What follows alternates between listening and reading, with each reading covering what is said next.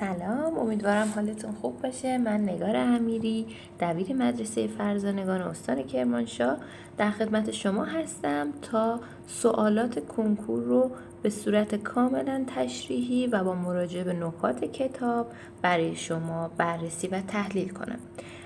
توی مجموعه اول این سوالات یعنی دفترچه سال 98 هستیم و 10 سوال دوم رو میخوایم حل بکنیم. سوالی که امروز باهاش شروع میکنیم سوال 166 هست. در ضمن این مجموعه رایگان هست و به روح شهید احدی تقدیم میشه. 166 میگه که سامانه گردشی مضاعف برای نخستین بار در گروهی از جانوران شکل گرفت. خب بچه ما اینجا باید مشخص بکنیم که در کدوم گروه از جانوران برای اولین بار سامانه گردشی مضاعف شکل گرفت. اگه بخوایم مهره‌داران رو به ترتیب از ساده به پیشرفته بگیم، خب بلدید دیگه، ماهی‌ها، دوزیستان، خزندگان، پرندگان و پستانداران هستن.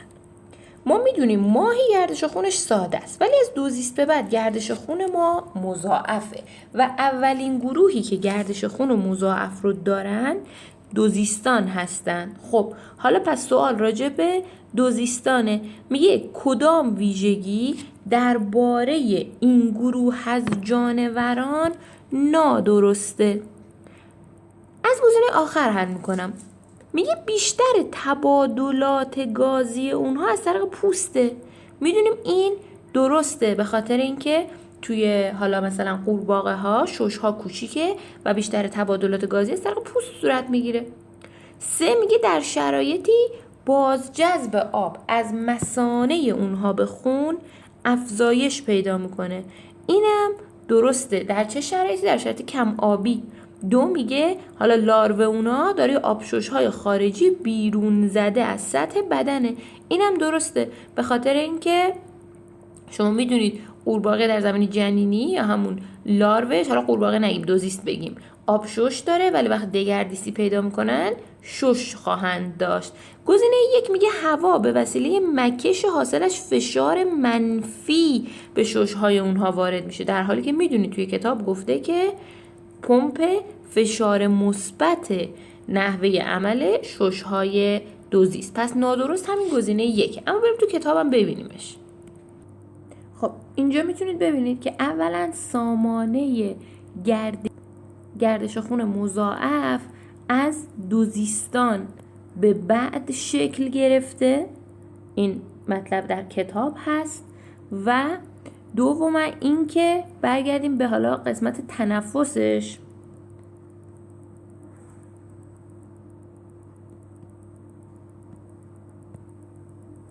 که راجع به تنفس پوستی هم داشته باشیم مطلب رو. اینها تنفس پوستی توی دوزیستان دیده میشه که شبکه مورگی زیرپوستی با مورگ‌های فراوانه و همچنین آبشوش توی نوزاد دوزیست وجود داره. راجع به حالا تنفس ششی دوزیستان هم میگه که پمپ فشار مثبت هست. پس تک تک گزینه ها رو ما توی فصل تنفس و همچنین فصل گردش خون میتونستیم ببینیم. گزینه هم که گفته بازجذب آب از مثانه هست مربوط به فصل کلیه هست. بذارید اینم بهتون نشون بدم که دیگه خیالتون راحت بشه که از جای عجیب غریبی نیومده. گفته دوزیستان مثانه توی اینها محل ذخیره آب و یونه و کمک میکنه به حفظ همیستایی در زمان خشک شدن محیط، چون دفع ادرارشون کم میشه و بازجذب آب از مثانه به خون افزایش پیدا میکنه. اینم گزینه‌ای که مربوط به فصل حالا همیستایی یا همون فصل کلیه بود. سوال بعدی سوال 167 هست که میگه که چند مورد در ارتباط با کلیه های یک فرد سالم صحیحه.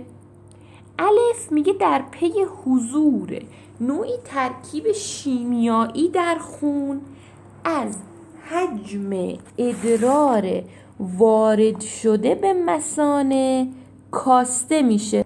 خب بچه این ترکیب شیمیایی مشخصا منظورش هورمونه. حالا گفته هورمونی، چه هورمونی؟ مثلا هورمون ADH یا هورمون ضد ادراری که افزایش بازجذب آب منجر میشه، یا مثلا هورمون آلدوسترون که به دنبال حالا بازجذب سدیم، بازجذب آب رو هم افزایش میده. حجم ادراری که به مثانه وارد میشه کم میشه دیگه، این میتونه اوکی باشه، اینو درست در نظر بگیریم. میگه سرخرگ آوران در اطراف بخش‌های مختلف نفرون منشعب میشه. ما میدونیم این سرخرگ آوران نیست، آوران میاد توی اولین شبکه مویرگی و سرخرگ وابرانه که منشعب میشه.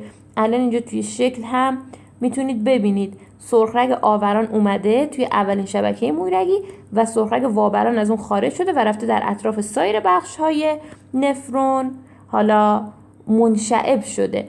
همچنین این شکل بچه شکل خیلی مهمیه. میبینید اولا که سرخرگ وابران اگه خود این شکل دادن میگیم از پایین اومده، بعد وقتی که خارج میشه از حالا قسمت کپسول بومن دو شاخه میشه. شاخه بالاییش میره اطراف شبکه‌های لوله پیچ‌خورده دور و نزدیک شبکه مویرگی تشکیل میده و این قسمتی که رو به پایین میاد میره دور هنله شبکه مویرگی تشکیل میده و قسمتی که رو به بالا منشعب شده بود بعد از اینکه اطراف لوله‌های پیچ‌خورده دور و نزدیک شبکه مویرگی تشکیل داد دوباره میاد وصل میشه. ببینید از اینجا دوباره میاد وصل میشه به این انشعابی از سرخرگ وابران که به سمت لوله هنله میره. حالا این سمت سرخرگی به کدوم سمت هنله رفته؟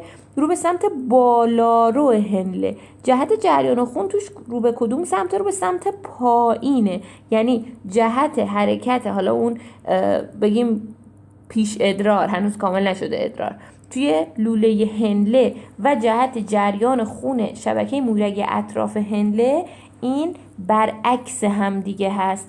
اینم نکته‌ایه که از این شکل برداشت میشه برای ما. برگردیم سر صورت سوالمون. خب پس مورد دومش برای ما نادرست بود. مورد سوم میگه نوعی ترشح درون ریز به طور حتم بر دومین مرحله ساخت ادرار تأثیر گذاره. بچه ها ادرار 3 مرحله داشت ساختش: تراوش، بازجذب و ترشح. دومین مرحله یعنی بازجذب. ترشح درون ریز منظور همون هورمونه. میگه هورمون، یه نوعی هورمون حتما روی دومین مرحله ساخت ادرار تأثیر گذاره. خب بچه این درسته، به خاطر اینکه حالا ترشح درون ریز این هورمون ما گفتم دیگه چه چیزا رو بازجذب تاثیرگذاریه که هورمون ADH تاثیرگذاره، یکی مثلا آلدوسترون تاثیرگذاره. پس اینا روی مرحله بازجذب میتونن اثرگذار باشن. و در نهایت مورد دال میگه که به محض ورود مواد به اولین بخش گردیزه، اولین بخش یعنی کجا؟ یعنی کپسول بومن، بازجذب آغاز میشه. در صورتی که میدونید بازجذب توی کپسول بومن وجود نداره، بازجذب از شبکه‌های حالا لوله پیچ خورده آغاز میشه. پس 2 مورد صحیح بود و جواب میشه گزینه 2. سوال بعدی سوال 168 هست. داره راجع به ساقه یک گیاه علفی دولپه سوال میپرسه. میگه که خب بچه این اولا از کجا اومده؟ این از شکل فعالیت این سوال. توی صورت فعالیت ساقه تکلپه و دولپه و ریشه تکلپه و دولپه آورده شده. ساقه تکلپه اینجوریه، بافت‌های آوندیش به صورت یک دسته دایره‌ای شکل قرار گرفتن. میگه که کدومش صادقه؟ یک، مرز بین پوست و استوانه آوندی غیر مشخصه. خب بچه مشخصه دیگه، این استوانه آوندیشه، پس رو به عقب میشه پوست. 2 میگه دسته های آوندی بر روی دوایر متحدالمرکزن. این مربوط به ساقه تکلپه است که دستجات آوندی داره، چندین دسته آوند داره که حالا روی دوایر متحدالمرکزی قرار گرفتن. 3 میگه که تعداد دسته های آوندی، باز دسته ها، اینجا دسته های آوندی در سمت خارج بیشتر از سمت داخل. دسته های آوندی رو یه دایرن، پس نمیشه سمت داخل و خارج ندارن. پس جواب قطعا 4 و 4 به ما میگه که مغز که بخشی از سامانه بافت زمینه‌ای به وضوح دیده میشه. مغز چیه؟ مغز وجود حالا دستجات پارانژیم بین دستجات آوندیه. اینا بافته، حالا اینا اشعه مغزیه و اینجا مغز هستش که به وضوح دیده میشه. ساقه دولپه مغز داره و جواب گزینه 4. روی کتابم اینو ببینیم. یه ذره جلوتر. فعالیت بسیار مهمی هست این فعالیت که حالا برش های ریشه و ساقه تکلپه و دولپه رو نشون داده. اینجا داریم ایشون برش ساقه تکلپه هستند. اینجا این پایین نمیکشه چرا؟ ببینید دستجات آوندی رو که روی یک دایره هستن، اینجا دوایر متحدالمرکز رو توی ساقه گیاه تکلپه می‌بینیم. به علاوه این که بچه‌ها یه نکته راجع به ساقه تکلپه بگم، دستجات آوندی هرچی به روپوست نزدیکتر شدن تراکم اونها روی یک دایره بیشتر شده، ولی هرچی رو به مرکز میری تراکم اونها کمتره، پراکنده ترن. اینم یه نکته راجع به حالا برش ارضی ساقه تکلپه. اینجا هم که داره ریشه شون رو نشون میده. ریشه گیاه تکلپه میبینید که حالا استوانه مرکزی کاملا مشخصه و دستجات آوندی رو میبینید. مغز ریشه هم حتی ما رو داریم و قسمت پوست، قسمت روپوست و این زائده‌ای که میبینید دوستان. خیلی وقتا من از بچه‌ها میپرسم میگم این چیه؟ سر میگن تاره کشنده. عزیزم تاره کشنده از روپوست منشأ میگیره، سل روپوستی تغییر یافته است. نباید که بیاد از استوانه آوندی منشأ بگیره. این ریشه فرعیه یا ریشه نابجاست. این از این ورم که برش ارضی دولپه رو می‌بینید که آوندها در وسطش تجمع پیدا کردن و یک منظره ستاره شکل داره. آوند چوبی و آوندهای آبکش توی حالا در گوشه‌های اضلاع این ستاره جای گرفتند. اینم از این عزیزان. تقریبا میشه گفت که برش ارضی ریشه تکلپه شبیه ساقه دولپه است.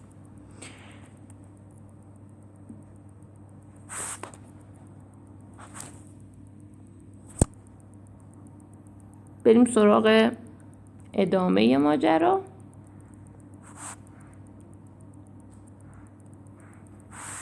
سوال 169 راجع به گوش انسان، راجع به فصل حواس توی سال 11.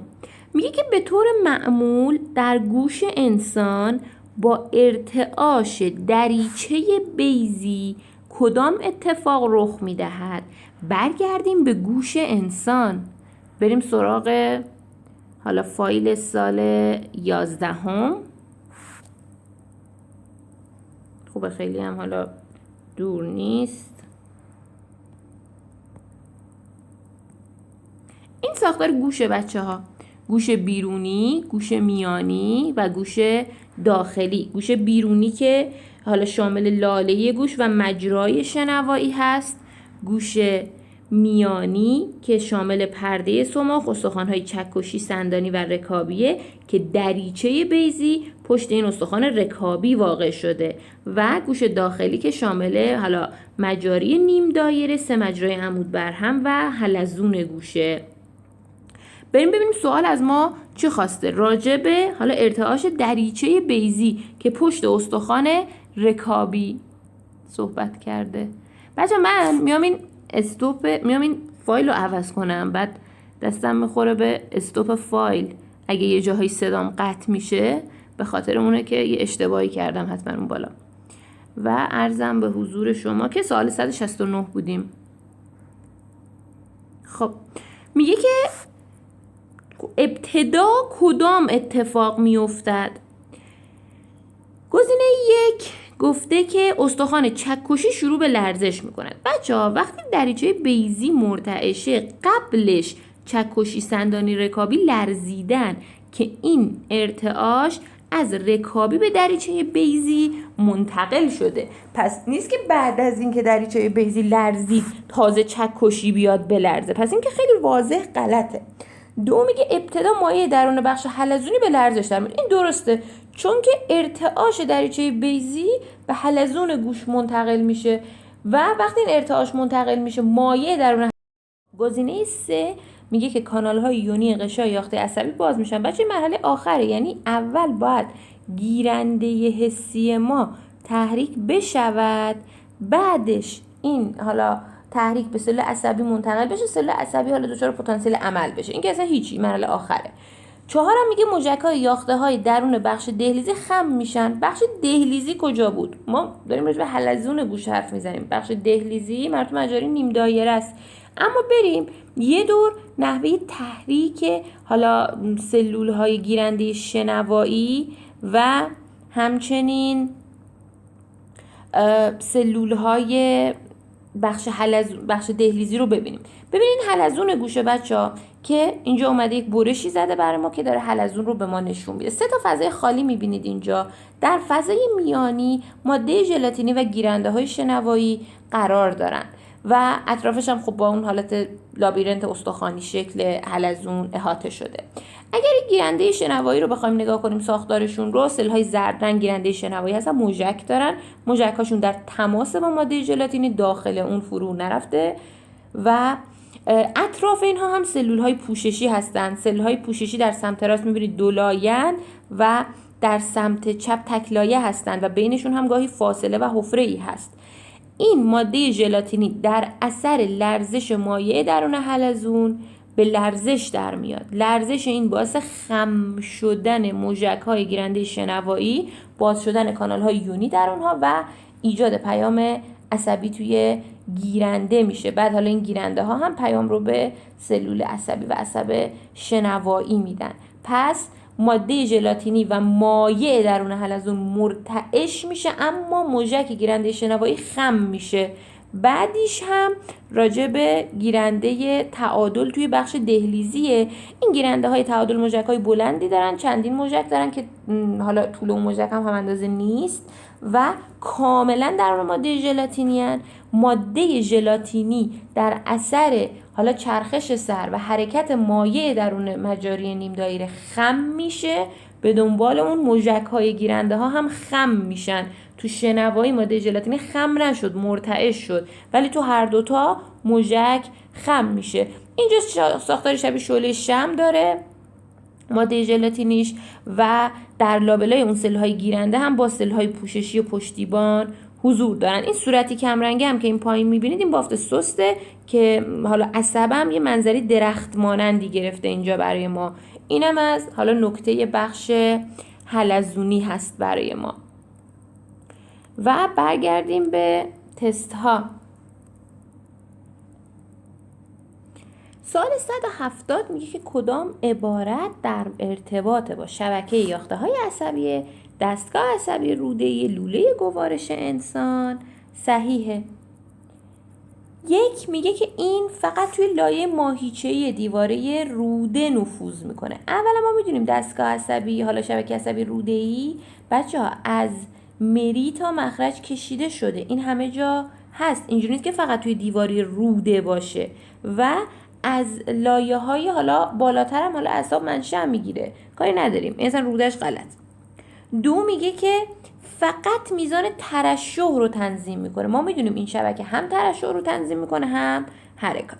3 میگه میتونه مستقل از دستگاه عصبی خود مختار فعالیت کنه. این دقیقاً ویژگی شبکه یافته‌های عصبی روده‌ایه. چرا؟ به خاطر اینکه بچه‌ها مثلا فردی که قطع نخاع هست، یعنی دیگه اعصاب خود مختارش نمیتونه عصب دهی بکنه به قسمت‌های مختلف ماهیچه‌های صافش، ولی این فرد مشکل حرکات لوله گوارش نداره. گوارش داره، حرکات کرمی شکل داره، حرکات قطع قطع کننده داره. چرا؟ چون یه شبکه عصبی مستقل از خود مختار داره عمل میکنه. و 4 که اینم نادرسته، میگه به ندرت تحت تاثیر دستگاه عصبی خود مختار قرار میگیره، که این نیست. این دستگاه درسته که مستقل از دستگاه عصبی خود مختار کار میکنه، اما میتونه تحت تاثیر اون قرار بگیره. برگردیم تو کتاب اینو ببینیم. ببینید بچه‌ها اینجا همین پاراگراف آخر گفته که در دیواره این لوله، یعنی لوله گوارش، از مری تا مخرج شبکه یافته‌های عصبی وجود دارن که تحرک و ترشح رو تنظیم میکنه و میتونه مستقل از دستگاه عصبی مختار فعالیت کنه، اما دستگاه عصبی خودمختار باش ارتباط داره و بر عملکردش هم تأثیر میذاره. خیلی هم خوب. یعنی تمام موارد گزینه اصلا از همین یه پاراگراف کتاب اومده بود. بریم سوال بعد. سوال 171 میگه که در انسان به منظور ورود مولکول‌های گلوکوز به یافته‌های پوششی پرز روده چند مورد زیر ضروری است. اولا بگم که بچه‌ها این بحث جذبه و بحث جذب برای شمایی که سال 1401 میخواید کنکور بدید و به بعد از اون این حذف شده. این آخرین باری که ازش سوال مطرح میشه تو هم کنکور 1400 بوده و زیست دهم چاپ 97. حالا چی میگه؟ الف میگه که برای جذب گلوکوز یا ورود گلوکوز به سل‌های پوششی پرز چند مورد ضروریه. الف میگه حضور مولکول‌های ویژه پروتئینی در غشای یاخته. بله بچه‌ها، جابجایی گلوکوز به وسیله مولکول‌های پروتئینی انجام میشه. این متن کتابش است. این لازمه. فعالیت پروتئین انتقال دهنده سدیم پتاسیم رو مطرح کرده که چون این فرآیند جذب به روش هم انتقالی هست لازمه شیب سدیم پتاسیم حفظ بشه و این کار رو پمپ سدیم پتاسیم انجام میده. اینم درسته. جیم انرژی حاصل از شیب غلظت سدیم رو خواسته، به خاطر شیب غلظت سدیم که اصلا گلوکوز هم وارد میشه. اینم درسته. و دال تشکیل کیسه غشایی رو میگه که این برای جذب گلوکوز اینطوری نیست. روش جذب گلوکوز آندوسیتوز و اگزوسیتوز نیست. روش جذبش هم انتقالی. سه مورد اول یعنی الف ب ج داره هم انتقالی رو توضیح میده و جواب ما گزینه 3. اما میگم این سوال رو نمیرم تو کتاب بررسی کنم چون دیگه تو کنکورهای شما این سوال نباید مطرح بشه و از متن کتاب درسی حذف شده. اما سوال 172 میگه با قطع جوانه رأسی در ساقه یک گیاه جوان مقدار نوعی هورمون گیاهی در جوانه های جانبی گیاه افزایش و مقدار نوع دیگری هورمون در این جوانه ها کاهش خواهد یافت. خب از بچه داره چی رو میگه؟ بحث چیرگی رأسی رو میگه. چیرگی رأسی رو بریم یه دور با هم دیگه مرور بکنیم. خب میدونید هورمونی که افزایش پیدا میکنه هورمون سیتوکاینین هست و حالا هورمونی که کم بشه توی جوانه های جانبی میشه گفت که حالا اکسین و اتیلن رو در نظر میگیریم. بریم سراغ زیست 11 و فرایند چیرگی رأسی. باید بیشتر بریم جلو. بریم سراغ فصل آخر.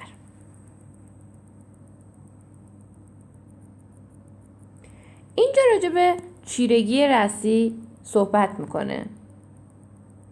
من متاسفانه نمیتونم الان روش خط بکشم، میخونم براتون. میگه که با قطع جوانه رأسی جوانه های جانبی خط سومم رشد میکنن و شاخه و برگ جدید ایجاد میکنه. به این اثر بازدارنده جوانه رأسی بر رشد جوانه های جانبی چیرگی رأسی میگن. با قطع جوانه رأسی سیتوکاینین جوانه جانبی افزایش پیدا میکنه و اکسین اونها کم میشه. یعنی دوتا هورمونی که تو صورت سوال از ما خواسته بود سیتوکاینین و اکسین هستن و در نتیجه جوانه جانبی رشد میکنه. اگرم بعد از قطع جوانه رأسی توی محل برشش اکسین قرار بدیم جوانه جانبی رشد نمیکنه. این آزمایش نشون میده که اکسین از جوانه رأسی به جوانه جانبی میره و مانع رشد اونها میشه. البته رد پای اتیلن در چیرگی رأسی هم هست. میگیم که میدونیم اکسین عامل چیرگی رأسیه و مانع رشد جوانه های جانبی میشه.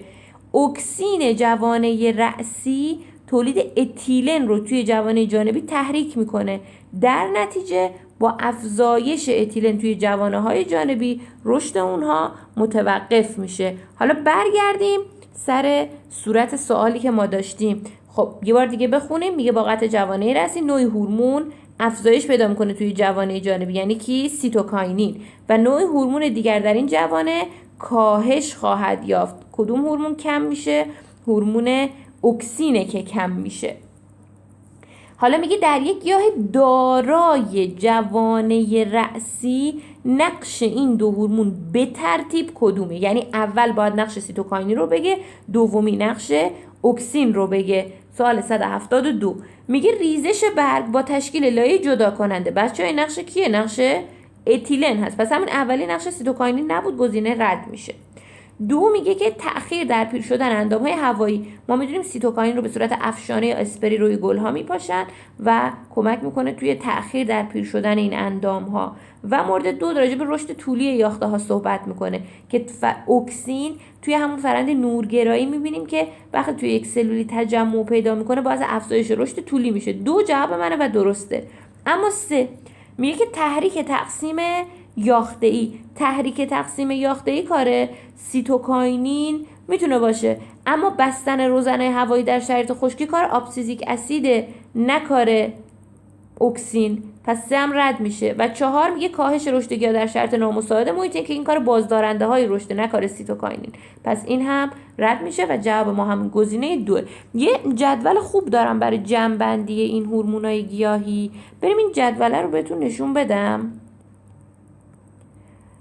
یعنی اگر این جدول رو بلد باشید میتونید خالیش رو بکشید، خودتون سعی کنید پرش کنید که بهتر حفظ بشید.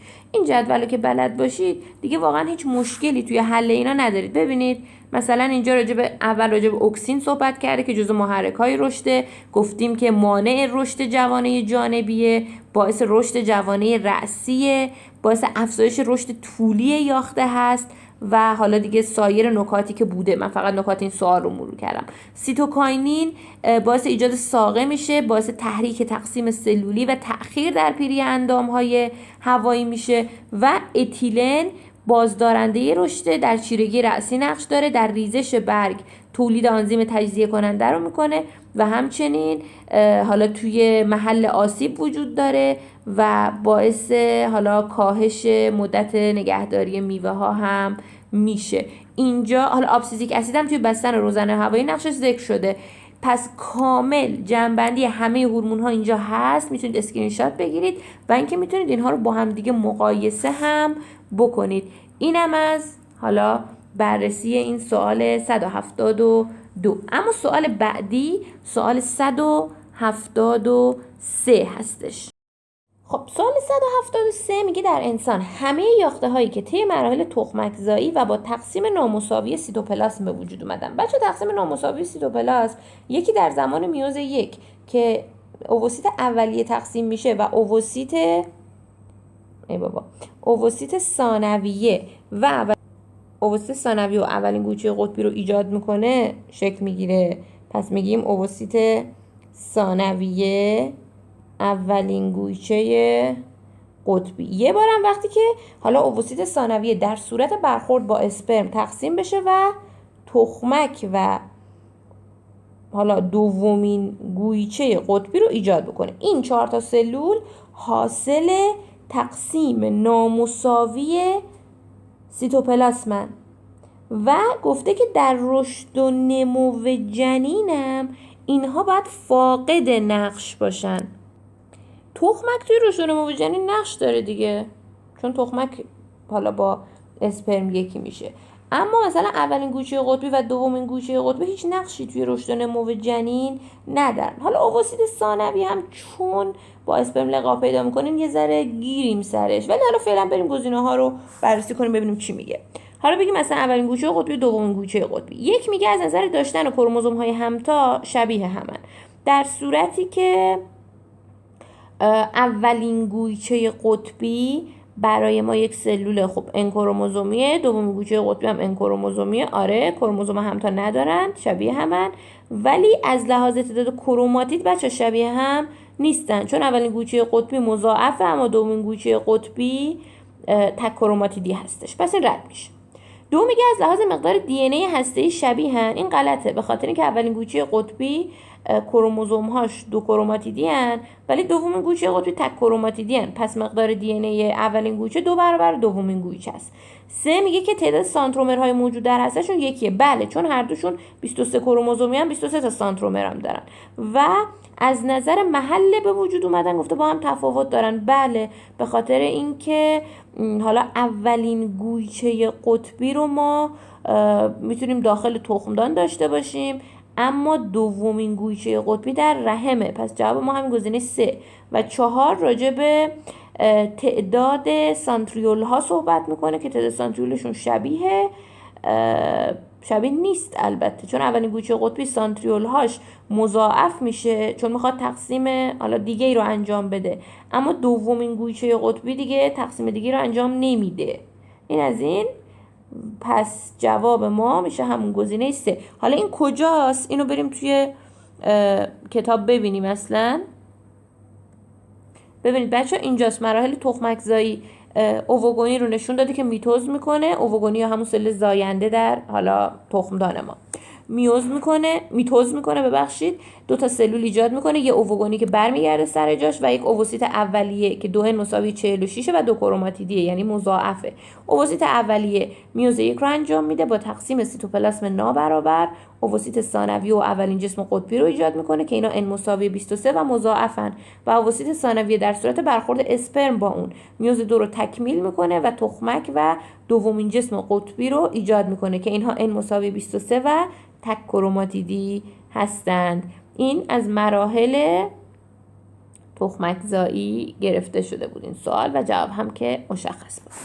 اما سوال 174 میگه کدام عبارت درباره اولین پروتئینی که ساختارش شناسایی شد صحیحه؟ بچه اولین پروتئینی که ساختارش شناسایی شد چیه؟ میوگلوبینه.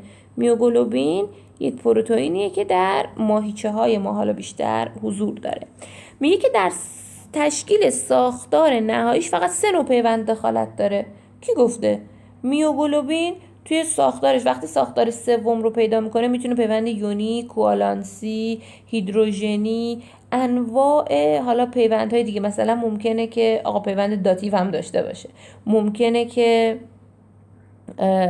چه میدونم انواع پیوندهای شیمیایی دیگه هم توی این دخیل باشن. تازه علاوه بر این پیوندهای حالا برهم کنش های آبگریز هم داره، یعنی اصلا تو جمله کتاب اینجوری گفته علاوه بر برهم کنش های آبگریز گروه آر میتونه پیوندهای یونی و اشتراکی و هیدروژنی هم داشته باشه. پس عرضم به حضور شما که نمیتونیم بگیم فقط 3 نوع پیوند به کار رفته.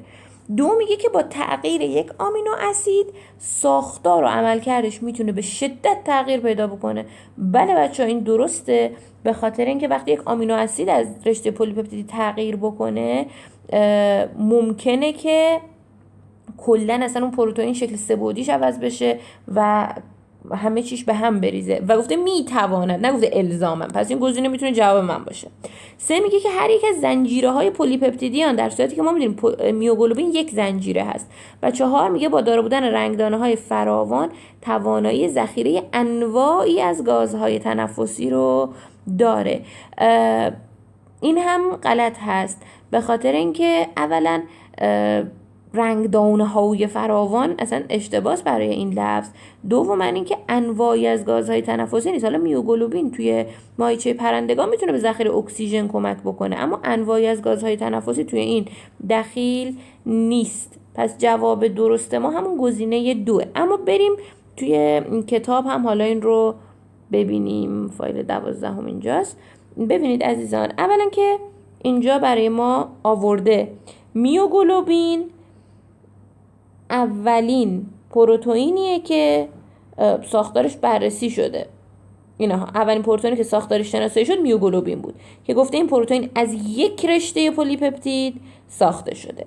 حالا بریم جلوتر توی ساختار سوم که همین ساختار میوگلوبین هست. میگه توی تشکیل این ساختار در اثر برهم کنش‌های آبگریزه که گروه های آر آمینو اسید که آبگریزن به هم نزدیک میشن تا در معرض آب نباشن. سپس با تشکیل پیوندهای دیگری مثل هیدروژنی اشتراکی و یونی ساختار سوم پروتئین تثبیت میشه و میشه گفت که حالا یک ثبات نسبی هم داره. پس این از مواردیه که راجع به میوگلوبین بررسی میشه.